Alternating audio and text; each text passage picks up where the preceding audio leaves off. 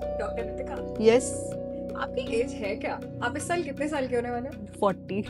40? Oh my God, लेकिन आप कभी लगते नहीं हो। वैसे तुम्हारी इस ईयर कितनी एज हो जाएगी? 35। So we are turning 40 and 35 this year. लेकिन एक कमेंट हमें अक्सर मिलता है एंड एक क्वेश्चन भी कि यार आप अपनी एज से 5 से 10 साल कम कैसे लगते हो? आपका सीक्रेट है क्या? सो ऐसा कोई सीक्रेट नहीं है। We just follow some small daily habits जो हमारी एज रिवर्स करने में हेल्प करती है। Hi, my name is Tanvi. I'm the director and founder of Leap of Love Foundation, which is a non-profit working on mental health awareness in India. I've been working in the social sector for around 11 years now. Hi, I'm Dr. Nitika Anand. I'm a certified fitness trainer and a nutrition coach. I have been training women from past 8 years now.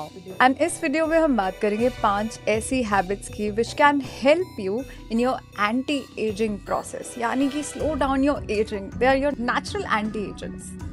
So, Let's start.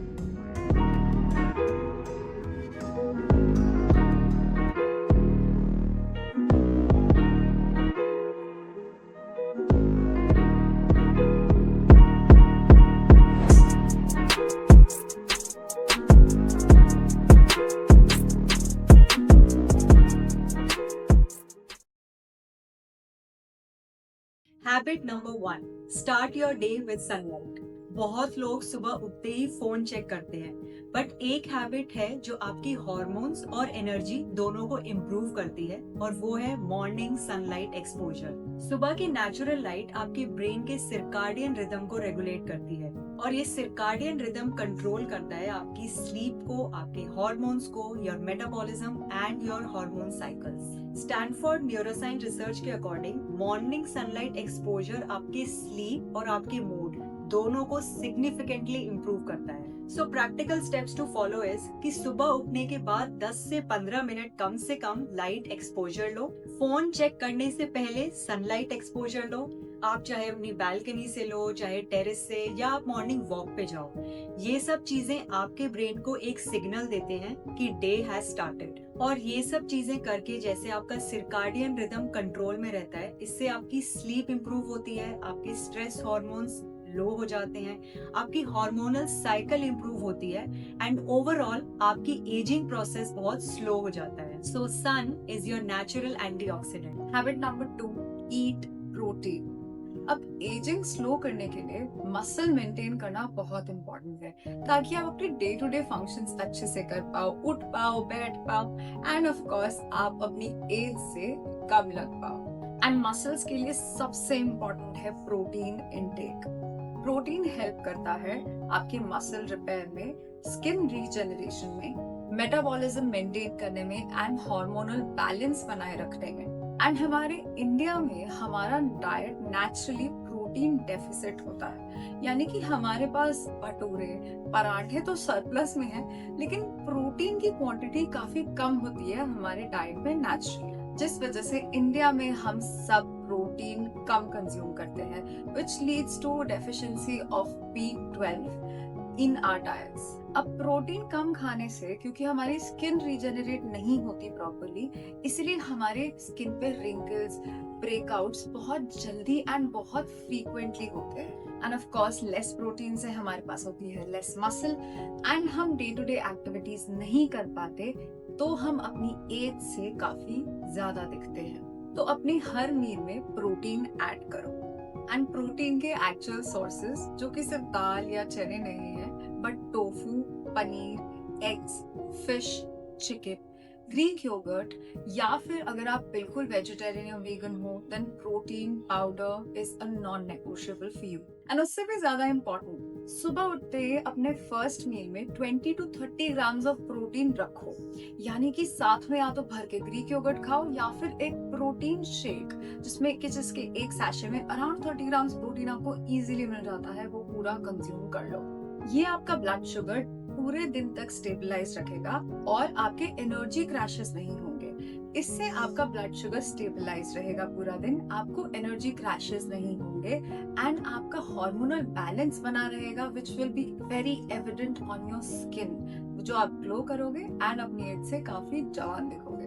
Habit number 3, build muscle not just cardio. बहुत सारे लोग fitness को सिर्फ cardio से associate करते हैं, walking, running, cycling, jogging.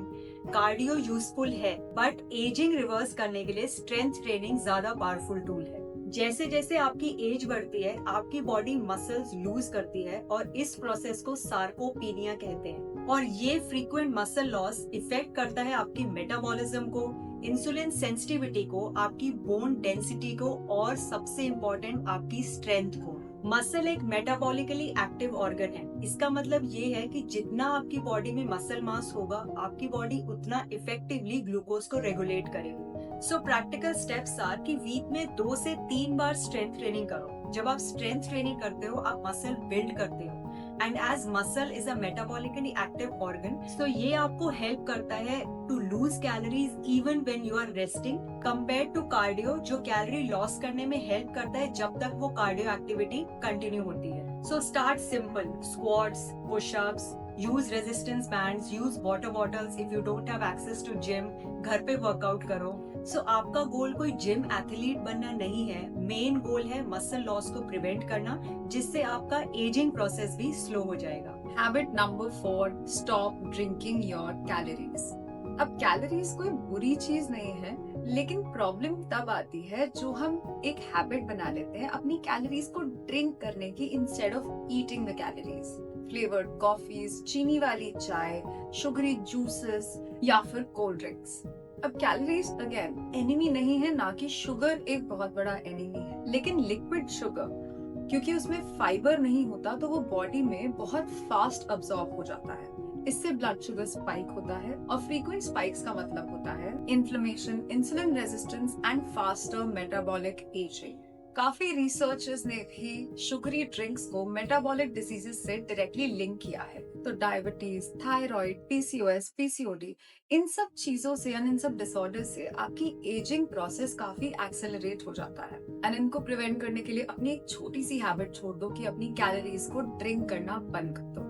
Instead, replace your sugary drinks with water, lemon water, unsweetened चाय यानी बिना चीनी के चाय, कोई शक्कर नहीं, कोई चीनी नहीं, कोई खांड नहीं, ब्लैक कॉफी, कोकोनट वाटर। और अगर आप स्मूदी पीना पसंद करते हो तो हमारा रिकमेंडेशन ये है कि उसमें प्रोटीन या नट्स ऐड करके पिए, ताकि अगर आपका शुगर स्पाइक हो भी तो भी वो लो हो। And the last habit, habit number 5, create daily recovery windows.